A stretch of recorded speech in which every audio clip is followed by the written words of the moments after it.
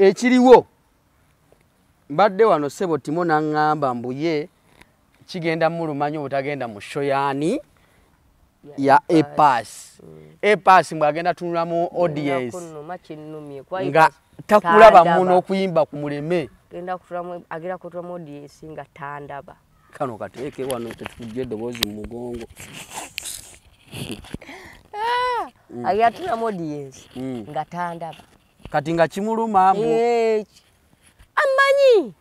jasina namba wasaga afuna tiketi ya bwerere tenga ne sente sirina toina sente katate sente abantu bakulira no amayinte akasente oinamu oyola no kuyola nenga kyekiriwo waligwa ngamba lero concert ya A-Pass ali ku Serena anti ekiro United fetukuba kakoze kagenderere ngana mwandu ayita ku kuki tusecheyo ne kiwamba jizo omujozi ogwaje ogwa mani wagera post team ki maniyo tola kati tukoli toyina team view toyina mujozi mpya nzo gwanga nchaina ku team viewer ngoli kugulye oyina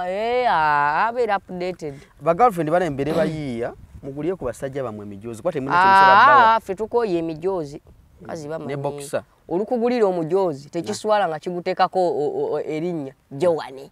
Jeni Bera Timo wa Bera no gutekako Timo wa Bera Oliver gukoma mudiro waka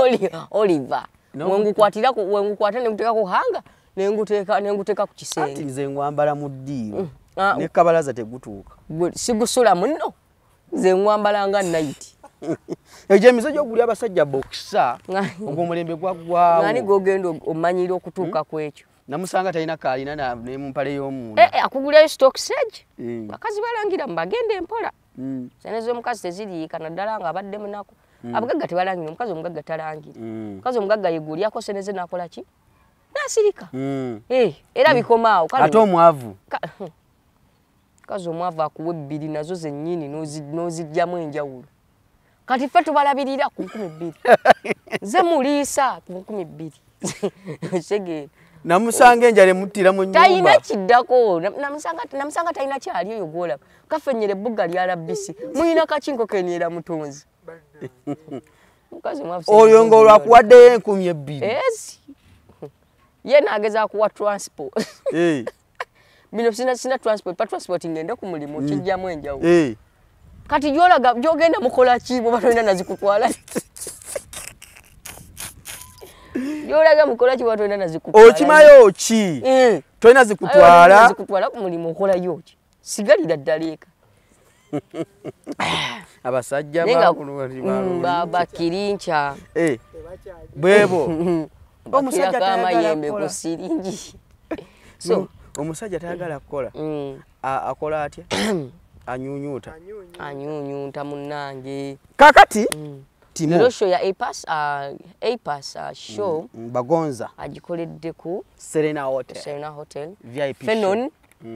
Fenon yakoze stage ye stage masavu alabya matalaga jirabe kati Iyemba ya Fenon yakuguka mu cheko waliwo omuntu akola ekintu nga he's that thing katulabanga abantu abamu nga bayina talent. Some people have talent, some people they are talent. Fenon is a talent. So no kati baba yakukamcha kuteka wa stage management. Fenon is a stage ambassador himself. Is the juggernaut himself mu stage. Twali amunyamu. Oli Fenon yakola stage. Kati stage ze tugenze tuziro zaako. Nchikubuli show jategese nga yakoze stage yakola yakaki akapya oyi Fenon nze namutya kugundi ya Sebatta yaletera ddala kadongo kamu oli yennyini yes nga sound kyekyo sima naleta ekifana naye kati olaba nga like kati tulaba tugezani Navagre has a talent. Juliana Kanyumozi has a talent. Navagre ina nekivulu ku Valentine's Day. Bakubanda ba competition nena inako lutaya, inako ate ne gundi awo zana Sebatezana Sebataga ate Sebataga ndakikuba ate Kingisa mpulidde waliwo enteekateeka ezidde Kampala ku Ero Beach nti ate ayagala kusala ate ebyo yadaga nti abantu bangi nfunire show eya layisi gye basobola mpulidde muyinza kuba ku 15 wajja baya bayaye bangi kati yotegendekamu so nerulia anti wajja kujja ne wajja baya jafuna abantu ne banaye to lutaya ali wali kugundi kushera to kigamba lutaya ali wali kushera to so si kubanga katuuliriza ebivulu bya Nava Grey ebivulu bya Nava Grey ne byabadde ngaakola ebise bisinga abadde ayambibwa tulabye at many occasions galiwo yekka bogu nga it's only her shop pending it's only her shop going what going abawala abayimba ze tuinawo naye kati ate ku luno kiriko competition okitegedde Jofe Lutaya kuliko Lutaya kuliko Sebata okitegedde ate Lutaya kati aliko amaanyi g'abantu gano ne gundi ne gundi ani Nava Grey ayinza obutafuna bantu ayinza okufuna abantu because she's not that political teyengiza nnyo mu byaki music amulina naye yakola kimu omulimu gwokola ki kuyimba ekyaleme liri puzzle liri puzzle ki kyamulemi kuyimba so liri puzzle kuyimba kwamulemeredde kati yasigazaawo bigambo yasazeewo bigambo nete bimuggweko ate nabyo biganye oba bigenze bikendeera abirina byo ne kati anti biganye kyanyonnyola abantu takikola ki takiraba liri puzzle yagala n'ayimba show ye n'alimba saidi zeeyo teri yali akifuddeko teri yali akiwadde buki budde naye ate ye yayagala atukole ki atwengeejinga atuteeke bana emunyingire mu kintu kyange osegeera kati Gravity nga bwayimba ebintu bagamba Gravity yakubye abantu beeri sanda ni mu NRM bwalya omuntu bwolya tokola ki toyogera togatiriza toswankula muganda bwaba alya taswankula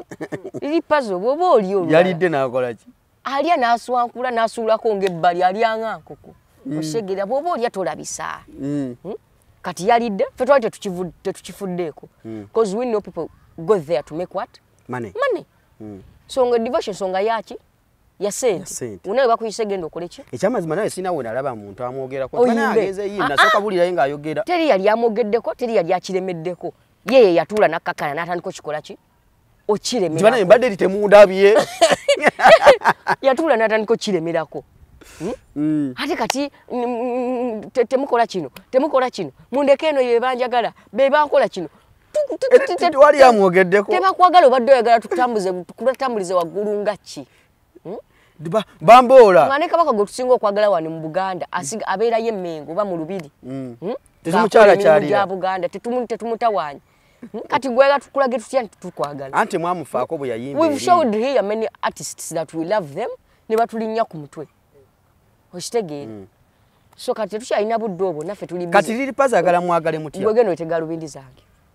ziriwa ozireseewo aziri awo ku meeza so data galubindi z'omusajja nanti wagamba mbuza mugaso ki ziba zongera ku lugezigezi katogera ziteekako katogeza olya nga tekivaayo pati yali puzzle pia tevaayo bulungi nga sirina galubindi so Lilian puzzle yetaga yani simanyi Lilian puzzle so yetaga ebintu ebimu akola ki asirike okitegeera teri yadde akiremeddeko just eat your bread kati gwamulakidde yeraga mukuba mugongo aseseme ekigaati kati gwamulakidde he drew the attention he wanted bwaba yadde aga attention yagikoze eki nti nayimbiri temwafuddeko yagifunye mundabye nalidde nagenze gyebanjagala gyebanneetaaga gyebankola we bati nakungiriza gundi obutamukola ki obutampostinga okitegeera bwaba nuupu tebapostinzaani bapostinga King Saha that party kamba nnyonnyole that party is for politics tesukuma biki bivulu yenna abakikoze nga ki nga Ssekinnoomu bwe bwini bwaba kupostinze abakikoze nga His Excellency Robert Kyagulanyi ki Sentamu president yes takikoze nga nuupu kuba nuupu is a wide what kati lwaki gwe ojjonkera nuupu lwaki kakana ku nuupu ennamba Balina ba darlings, balina kino, balina be basusuuta, balina byana ne byana. Aha. Si kyekyo. Kati kyogamba kyangamba A-Pass tagenda kujjuza. Agenda kujjuza. A-Pass bamposting. Naye talina gwe yateeka ku nninga mukola ki? Mupostinga. Okitegeera. So naye avudde n'agamba era mbu yamaze otteeka bateeka ku pressure ne mupostinga A-Pass. Nedda. A-Pass bonna bampostinze willingly without any what? Any pressure. Okitegeera. Tekijja gasanze divorce and sometimes we do things with timing. Tekijja gasanze divorce. Kupostinga A-Pass ku page yange mulundi gutya? Gumu. Ngane show oluuse ebulako mwezi gutya? Mulamba. Male post ye ekole ki? Ebulire mu ndala. Ebulire mbirala. Ereme kuddamu na tambula. Nimete mwagala mupostinga ku nkudi. Ani. Anti kati uliza n'ekivulu kyennyini kyali valuga. Ati nze ngannange enkudi. Really? Enkudi. Zo omuntu advocate wa masomero amalamba, omuntu ayogerera abaana. Kwa tukolera kati baana abazadde abantu tebakyasiima katukolera baana. Kati nze nga posting enkudi ku page yange ya TikTok munnange enkudi. Inze? How? Temwa posting. Kati nga Robert Kyagulanyi Centamu. Mwateka ku page ya sebo ne banya mujje mugundi. Mu kivulu kino ekyebyembyone kyenkudi. Nti mujje mwerabire ku nkudi. Oyagala ani abakikola lubongeya? Nti jeno se kuitale. Aposting enkudi. Kati liri puzzle alina kola atya. Omugati yalidde. Omugati oba yagulidde akole ki? Let him keep quiet. Let her give us. Gundi tetu banaye. Mulimu line gwanga kugamba tuli awo mu diversion. Buli kimu. Diversion ku diversion. Abalidde tebasirika. Bano babukira buli omu. Kakati tubadde tukyali awo. Tuyina enso bane nawulidde ntate gundi SB form yasanze anteira mbwenzi.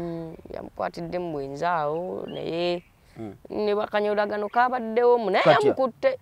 yamukutte omumanyi ebira naawe nga bakusanze tebakusangangako. Kale bwe bali kusanga ojja kalaba kanyolagano kentegeeza so kanyolagano kabaddewo naye mbu yamusanze tewali kyakoze eki kyabaddewo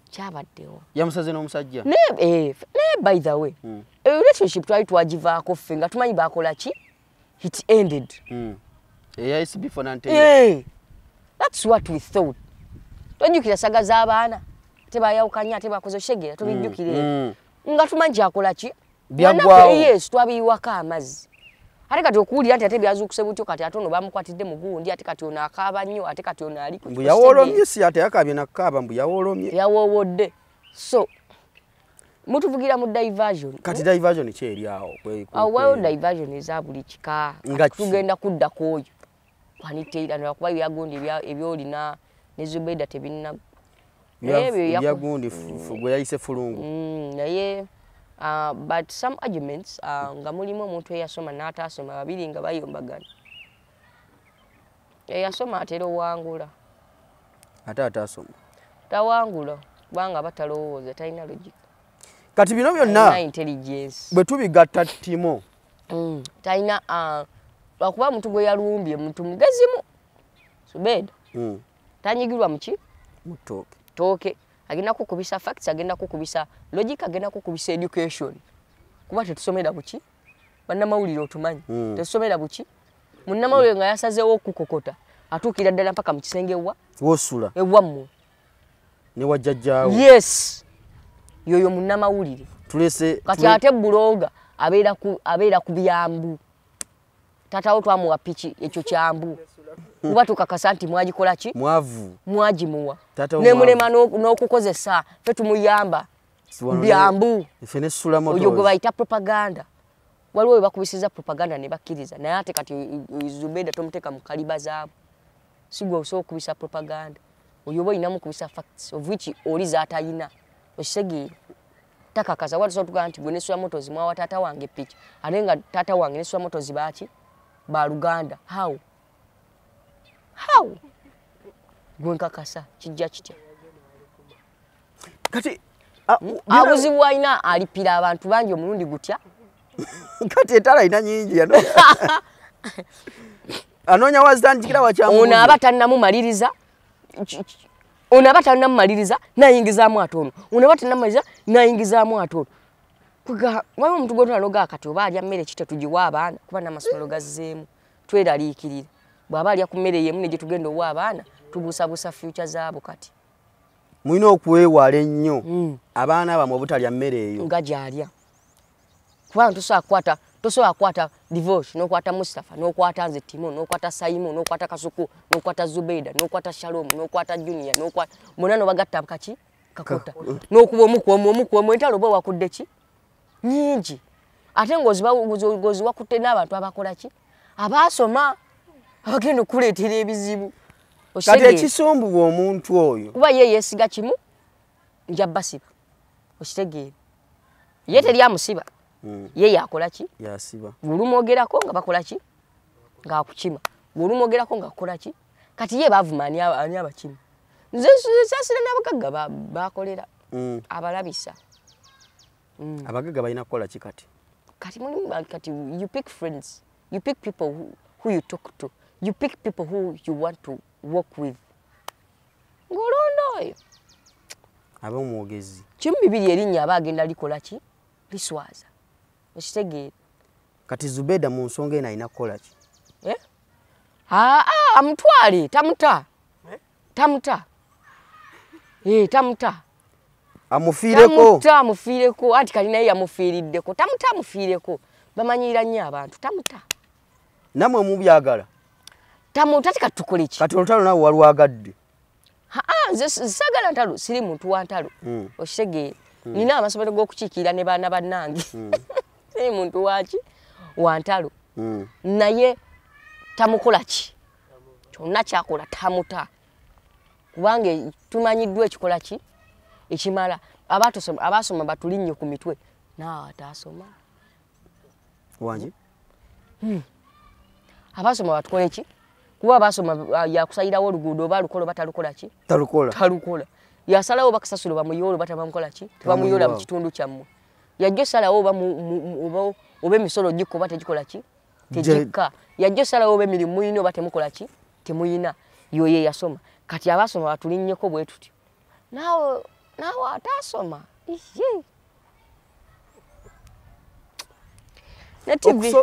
ne TV nno zino nazo zitomera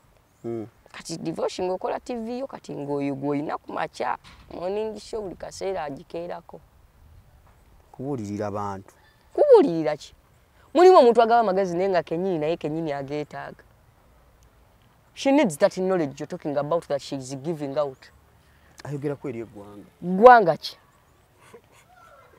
Uganda omuli baani Batimo ng'atugamba ki mukere muzuke ng'atugamba ki gwe nnyonnyola at any point how you've ever found her conversations sensible ng'abuulirira abavubuka lwaki at any point how you have ever found his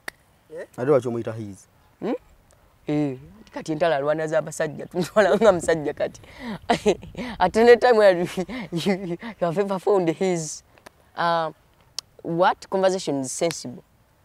mbuulira emboozi emu gye yali ayogedde ng'ebuulirira omuntu soka oyo omwami alumba abantu abatamuliiko oyo omwami alumba abantu abatamukwatako yadde oyo omwami akola entalo na buli muntu mwami ye talina mukwano tusobeera divorce nga kikyali ekyo kitegeera n'okikolako interview leero n'enkya luline bukya ku makya nawulidde era ng'agamba ssebo nze sente ze bampa yakubye omugagga wange ndowooza owulidde bonna abakola naye ku ttaka banze sobeera waneno ngamba yadde njogera nnyo naye divorce ki kyali wange wema njogera ono noono bakola ki bo tubakola ki tubaleka kuba bati bantu baffe obaako n'omukwano obaako ne gwogamba nti kati we naaba njogedde ku gundi n'ansiba nja kukubira divorce naye gwe nobeera nga tolina nawakubira kuba amanye at any time people have ever been there and people bakola ki bakkakkana bakka ojja n'okola ki n'ogenda tosobola beera mulungi omu kitegeera naye tokakansi kwagala oyo ne bw'anaatukaka tetujja ate alina ki ekimusikiriza naawe nnyinde mulinga ekifundikwa ky'olubugo so ogambye otya mwana so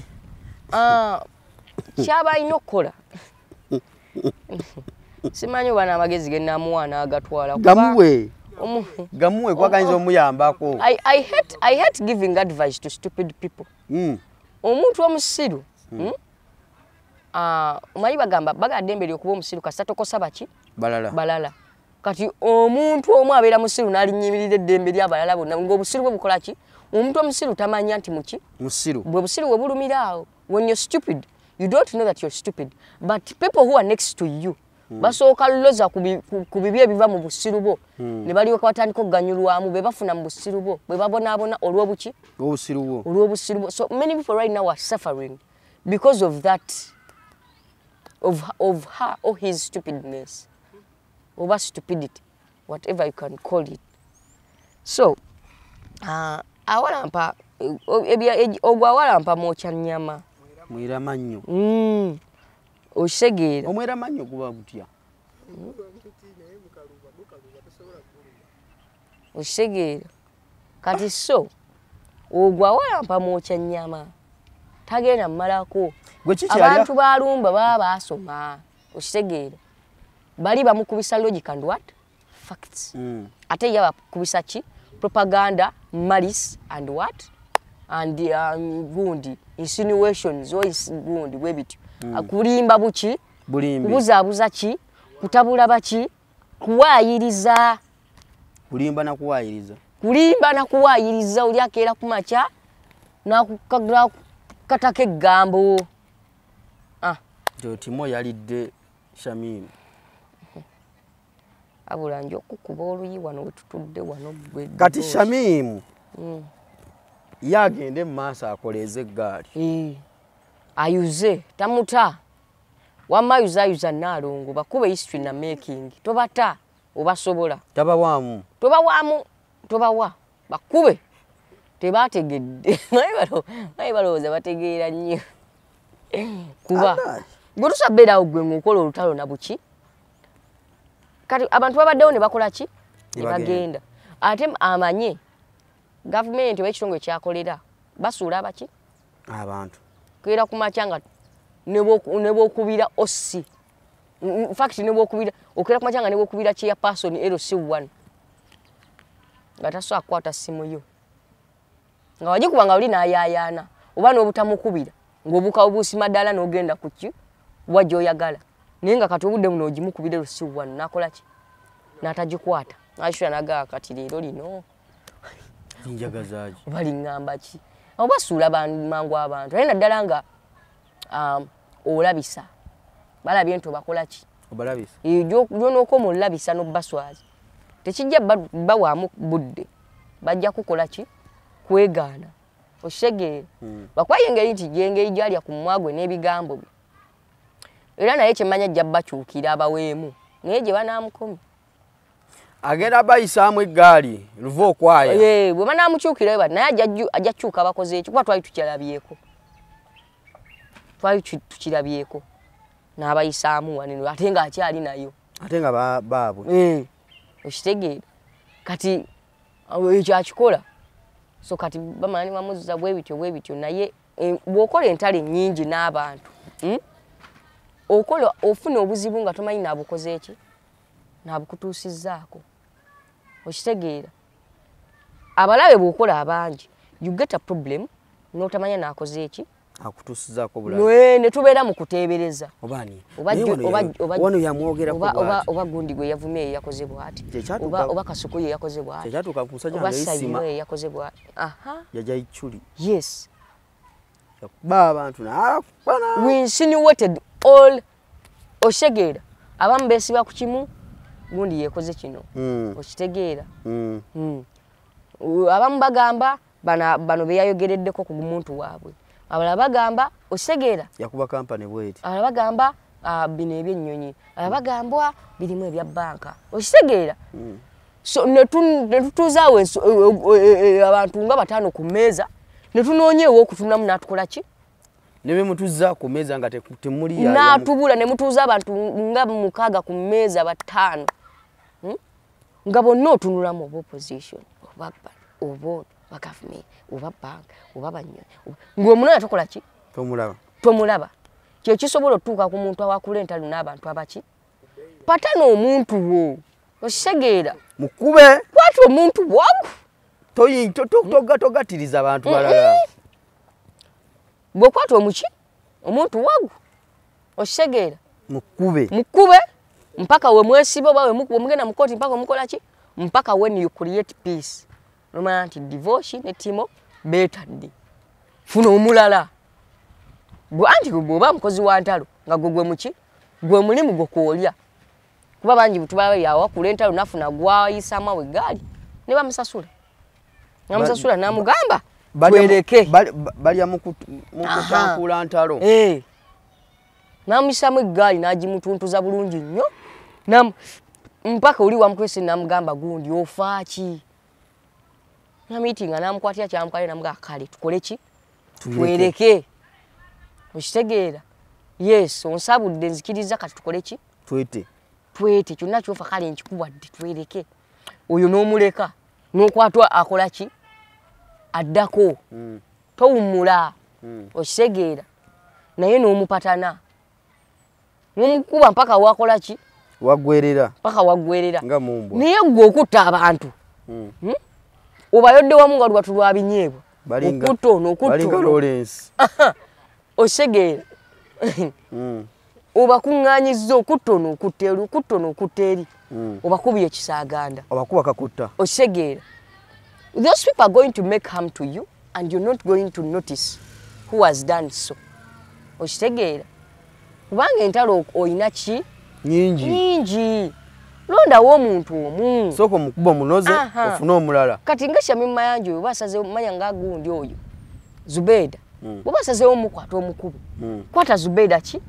okube Zubeda otaddewo Saimu kutte Zubeda otaddewo Juni kutte Juni otaddewo Kasuku okutte Kasuku obiyingizaamu kojja kagatto kati bonna okutte otaddemu Shalom otaddemu Frankat bonna onoobasobola olyeno bonna onoobasobola kuba munauna bayingirira ndaba bantu bamumwa ku bonna bonna tekuli akola ki asirika ne wano basoma ate boogezi baki bazibu kuba ebitabo ebyagano bayisaawo ne bagawa waike tutule tulye ku mumwa kikole ki tumanye okitegeera so kati otuuse okufundikira ng'entalo olukola ne zikulemerera ne lukutuulamu kati nonoonyo kati olaba agwa mu buzibu obudde buneeno ne wabawo amuwolereza nga tamukola ki nga tomulaba nga tetumulaba olaba Isima singa bamutta mu nfa ey'empolampola nnyo n'agenda bwatyo okimanyi teri yandimusaasidde batono abandikoze eki afudde bambi bandikomyawo tebandikirime naye ekyatu ennyamisa ebiri ekyatutiisa ku Isimira tibamutisaaki masasi of which fe twali tugamba Isima was just this blogger yayita ebintu ebimu yayita yetaaga mu Isima okitegeera Isima ne omwandi musazeeko nga temugenda muku ne musirisizawo bwennyini ne mutamutta ne mumusalako n'abalaba nti muze ne mugamba musajja kyonna kyokolakola ki lekeraawo yandisirise okitegeera naye ekyatutiisa ku Isima ekyatwala babuloga abasinga muki ku gundi ennaku zino ogwo omulimu gwakola ki gwakoma kwoyi kati bali mu bufumbo basisita Kakalaamu bonna bali eyo Kakalaamu naye yagenda mu bufumbo bagundi bano baani basisita Keizi okitegeera omulimu ogwo gwakola ki gwakomaawo tetukyalinayo buloga ayimirira n'agamba nti kino ne kino nga Isima we yali point blank kuba Isima yali tatya okitegeera nga bwakupata nabwati twatuka nitubuuza oba anti kyegamba twatuka ne tugamba oba omusajja oba akasajja gundika information kajijjawa and 85% ngovudde kono Lumbuya talina 85% of his analysis of Visima's analysis were all right. Byonna byali biki? Ate Lumbuya lwaki ogana tayidi? Tumuleko oyo. Lumbuya seba. Taki alina relevance. Predictinga ki? Bwenno naawe yasama. Agamba gundi agenda kufa n'afa. Ani? Ukitegedde ekintu ekyo nti agamba nti timu ogenda kufa bagenda kutta wegendereze nofa n'agenda okutta waali ebyo byadda tejja fuuka nkoko ya mwavu tegenda kuggwa mwebaza okitegeera kyo yakikola kyaggwa but he lost relevance at a point kasita yabika omuntu atakola ki atafa omulamu kasita yabika omulamu ne tumulabako na kati akyali nawo he lost relevance takyalina kyatukola ki takyalina kyatunnyonnyola obugalwendi obujjako bwobuzzaako kiki yes ensonga ezimu oba olina okwongezaamu ku gundi kuki gezi n'oteekamu 5 kati ojjako galwendi bw'ozizzaako nze binenge gye bindabikiramu bw'ojjako buzzaako kati oba okakasa ki you prove a point prove a point in when you the other go tulaba omuntu w'obugalubindi gw'omita wakuzannya ate nageza akolamu bw'ati amuyise Lilian Pazo gwe olaba lost relevance takyalina kyatukola ki kyatunnyonnyola sitayagera kuba kyanabika omuntu omuki omulamu okitegeera ebyo byaggwa kubanga byonna zonna gundi zitwali tufunye kugambye 85% Lumbuya has 20% of his achievements kubyayogera of his words that are true si kyekyo mu staffa nawulidde ate agamba waliwo n'omukyala ni Patricia Sewungu owa UK Mbombega akolera sima wano wetwatuka buli omu ba state agent wano buli omu okeera ku makya ng'obadde otunda buugi mu katale n'ofuuka state agent ogolaba kikkubye ku katabo nti oyombega ninga otunda buugi ndimulabako akavubuka kakyala ku buli mukutu katambuza obutwa state agent atambuza butwa atambuza ki alina obutwa bw'atambula nabwo mu galubindi mwegendereza era divorce olaba bwaziwujja bw'ati abaakuba avaayo n'abagamba saabagamba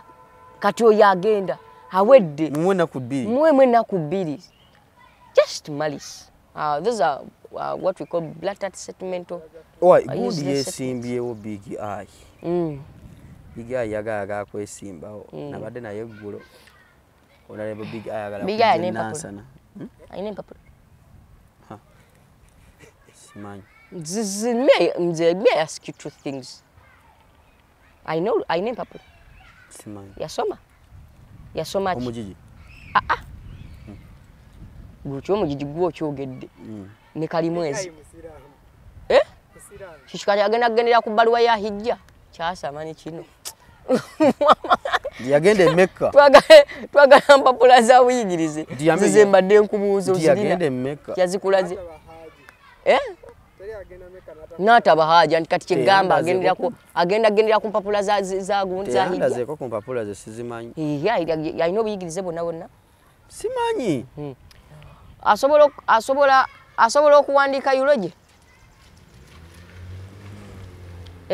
asobola okuwandiika eulogy oba ekiwandiiko ky'okubafu so kiwandiika asosoma obubaka obukubagiza nga tabujje mu mutwe asobola naye ng'okwata ku mutwe tomukakasa teweekakasa kasa gwe yamugyeko interview wamulabye nagirabye interview ayina gundi yakoma muki senior 4 senior 6 ayina bachelor's degree muki bannange Banange, we are not going to vote people just because they have come on a card of no. So tugenda chikola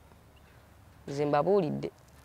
ebintu byawo sanga ambulera otiking bajja tiking byakoze eki byakoma luli tujja ku kasita twateka embuzi mu parliament ne ku bifo bya gundi byobwa kansala nitutuuza nniya ne tugamba kati obuluddako ke tutunulemu okitegeera sibi akumala gagira kati biga yiye people disappointed us here because we voted them just because they had cards. Biga ichi cholaba ekifu aine empapula zilino zikakasa aine okwezo gwazi je baya nsomedda amasomero ge yayitamu nga mangi lwaki nyo ku mwana omu biga buliriza nekyo okutambula buli somero ngovudde kubanda abazadde be Kampala abatayina sente abazadde mu kino mukikola nnyo nojjo omwana mu somero lino na asomeyo tamu etya abadde atandise omanyira system eri somero mukoze eki omututte mu ddala ogwo muze gw'abazadde okukyusa abaana lina alituuseemu alisomyemu tamu 2 abadde atandise omanyira omututte muki mu ddala kibakyusa abaana mu masomero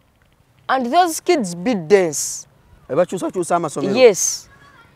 bino betwewaana mbuze nasomera amasomero mangi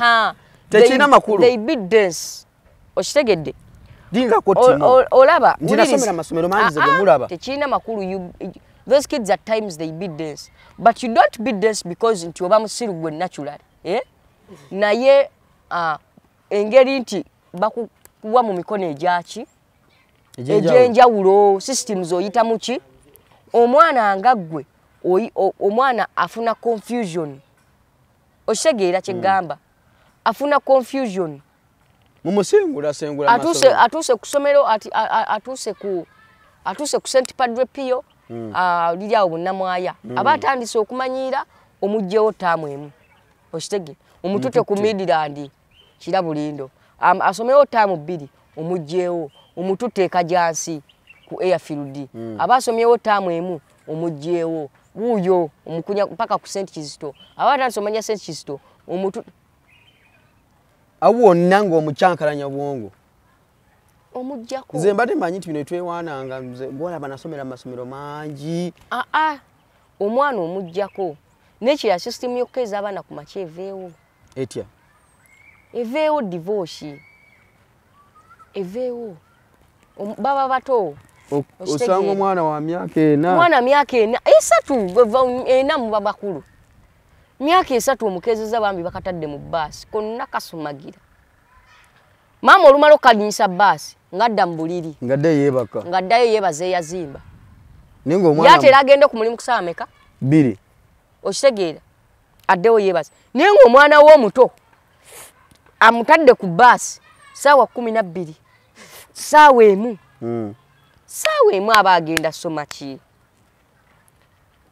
abagenda somachi kusawa emu enkola yo kutika abaana ku macha sawa 12 kumacha omukezeza okabye mu buliri kamaama oba kataata n'okusumagira kasumagira okanaziza aganyogogo oba agocha sifuddeyo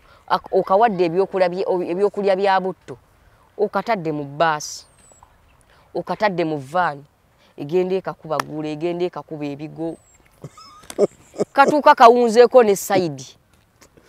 okitegeera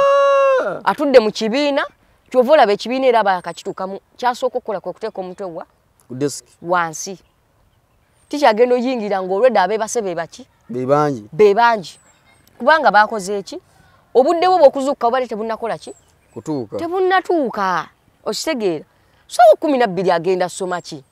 nga naawe muzadde wa ayina diguli toyina mulimu wangi omwana 12 agenda kola ki agenda soma ki oyo w'emyaka 3 nalyoka akujja nga yakukubye face ng'omumonde naye nga omukeza kuki n'olyoka omusasuyire emitwalo 8 najja nga ne lyrics z'oluyimba Jesus I love you ayimba nfu okitegeera naye nga spell the word cup SU okitegeera I just there was this system simanyi oba bali mu education system bakino bakikola batya oba bakibala batya there was this system omwana we yali atandikira mu P1 nga divorce waliwo mwatandika mwine emyaka 8 yali ja 9 na munana chenda timu oli musajja mukulu wakuba nti gwe ogera banga akaana akato chenda gobera osegeera chenda chokotereze ekintu ekyo 12 waliwo gwenze saliwo abantu batandika okeza abaana ngoli olwedde nga gwoli active journalism ekyo teri akyogedde kugenda kukozesa ensobi ne guno so waliwo ola 98 chenda awo mwali musoma muri bakulu ng'omwana atandika P1 jakola ki jatandikirawo nga gwolina experience y'okubeera omukozi emyaka 5 yasamira muli buliriza abaana P1 okuwandiika kukola ki kumwanguyira ebigambo obumpipi cap buku buba bujja mukola ki mwanguyira obwongo buba buki fresh buba bukulu buba fresh alidde ayonse naye gwe kati mubosaako emyezi 4 5 toyagala bbeere ligwe ate oyagala atandike mangu okwavula oyagala agenderewo kuki ku ssomero mulimu omwana bamuleeta nga bamwambaza uniform. Me I work in those schools. Nga bamwambaza uniform bambi bamuleeta n'okukaaba naye noononya ekimbonyabonya nga takikola ki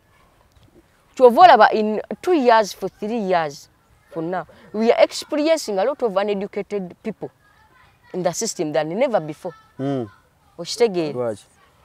bwe bandibadde bakendeerera abantu abataasoma tukizudde nti beeyongera buki lwa education system nki nfu okitegeera nti bandibadde omwana nti agendo bw'omukeeza bwoti nasale baby class egendo otuuka ogimalako atuke mu P2 watukira mu P3 P4 ng'akooye nga yakoowa dda ekisooka mu bakeeza nnyo babanga abali ku magye babanga abali mu magye okitegeera agenda ku front abanga ali ku bachelors kubanza kati gino emyaka ejange tebakyanzukusa ebizibu byange binneezuukusiriza ku myaka gyo ebizibu byo bibikujja ebizibu byange bikola ki mwe musooka alamu okuzuukuka otega alamu gwagizuukusa gwogijjako nogawaayi tokoze mulimu gwo kankukole ki kankujjeko okitegeera tuli mu myaka eginywa kyayi mukalu n'omutunulamu ekinjawulo ekimuliko nga onywa weeraba wobonaabona kubanga abamu ekifaananyi kyo onywamu bwoti ku mazzi bwe weeraba wobonaabona okitegeera so kati ekyo that is affecting the future of what we want to have ahead okitegeera nti kati omwana agenda tuka mu P4 nga yakola ki yeetamadda wolaba obudde munene omwana wa P7 ensawo y'ebitabo gy'asitula divorce kabugu wegana osoma n'ofunamu kimu ndowooza kuzitowererwa baaga naye nga tolinamu kyakyokoze eki kyofunyemu yes n'ensawo erimu ebitabo 30 ayina amasomero gakiteekamu akajanja mulete 4 kwaya 5 kwaya byonna bigenda ku mugongo gwaki gwa mwana 4 kwaya 5 kwaya omwana n'alimala P4 as P7 omusanga ali bwati omusanga yakalambala omusanga yalalambala osegeera naye nga ki omwana omwana atandikire mu P1 okusoma P1 that is literally how many years aweza abali mu 5 no 6 7 nga abasomye mukulu nanti kati wuliriza kyembadde nkunnyonnyola ky'ekyokutandika nga already alidde anywedde yeebase okitegeera kale newomukeeza kwemu tekijja bba nnyo kyaki kuba tukakasa nti emyaka giba gikoze eki abatakedde nyaawo wuliriza tukakasa nti emyaka gikoze eki gituuse naye gwe mugasa owa P7 azuuka ku 12 oyagala agende ne mutowo ow'emyaka 3 atandikira mu baby bagende ku budde bwe bumu ku 12 kakazi katukatambula kasumagira isima ntwala mpola tompalula bannayenze nkooyo tambula ku myaka emeka mutulugunyiza agenda tuka emyaka 5 emyaka 6 kyova olaba nti kati at first for those who have kids, you've much witnesses. Timukusooka abeera excited. Okitegeera baba bali tasoma 2 years and a half 3 abe excited. Abayagala agende n'oyo omwana gwalaba asoma buli ki era n'okaaba ku makya akola ki akaaba. Naye kasita asomayo term age egendo tuuka wakati wiiki ezebbiri ezisooka nga byamutamye ki dda nga byamutamye dda. Igwe olulaba nga ayogera, olulaba nga asaba ensawo, olulaba nga akaabira oli agenda n'olowooza akoze eki atuuse. Ng'omusimba nsawo na bottle na biwita bikisinga omukola ki ng'omutwala ku ssomero. Okitegeera ng'omwambaza naki na uniform musasula ekinaana kyo agende kasita ayogera alina n'eddayo lingi akola ki nga mutandika omukeza ku ki anaayigira eyo 12. Okitegeera kyova yamba witnesses nti asomako wiiki ezisooka 2 for the excitement n'atuuka nga wiiki eziddako akola ki akaaba. Mumuzuukusa tayagala, mumuzuukusa akaaba, mumutwala ku ssomero akaaba, omutuusa ku ssomero n'akuba omuki omulanga. He or she wasn't ready for that. Yabadde tannakola ki kutuusa tannatuuka yadda katono. Naye kati ow'emyaka 6 talina wagenda tandika kusumbuyira ng'omukezezza ku ki kwemu obwa emyaka 7 P1. Okitegeera talina wagenda tandika kukola ki era kati nze mbagamba beeyina ennyo zidde care. Zikola zitya zidde care they give tebasomesa mwana ya serious lubaawo biki tichaze abawandiisizza okitegeera no bamuwa okitegeera process agimumanyiza gradually okitegeera tamukeeza tamukaka tamukola ki okitegedde mpaka ate watuuka ku certain age otugamira nti kati atuuse okukola ki atuukidde ddala agenda asome mutwale mu daycare ategere gradually okitegeera ebyo byemukeeza emyaka 2 ogwa baby n'agukuba wali ogwa middle n'agumalako okitegeera mutuusa mugenda mutuusa mu P1 nga takola ki takyayagala okitegeedde. So kati mutwale mu daycare abeereyo gradually so womala mujja mu daycare mutwale mu ki mu P1 okitegeera. Ajja bba amanyi owandiika olubaawo ajja bba alulabye ne peni ajja bba agikola ki pensi ajja bba agisobola okitegeera. Wabajja mukwata process by process mpola naye ebya baby class eyo gye mubakeeza it is a class kyekigiyisa class eyawukana ku daycare. It is a baby class, it is a class. Atuula mu class tewaba muzannyo atuula mu class ne banne afuluma ssaawa 4 okuzannya okitegeera. Lwalaba ku buujo oba lwalaba ku bboto gye wamuteereddemu obutunda okitegeera. Kati kyova olaba nti abaana nga baalidde ebyokulya byange nawulira nga obulwadde bunno kyo kyantukako mu pitu mama yampa ejja effumbe n'amenvu nali mpya. Waliwo omwana weddala ennyo baali bamuyita Kagama yali munyarwanda yagenda n'eyo Rwanda n'abirya ngendo tuuka ku buleeke nga babiridde nga mulimu bikuta owulya nga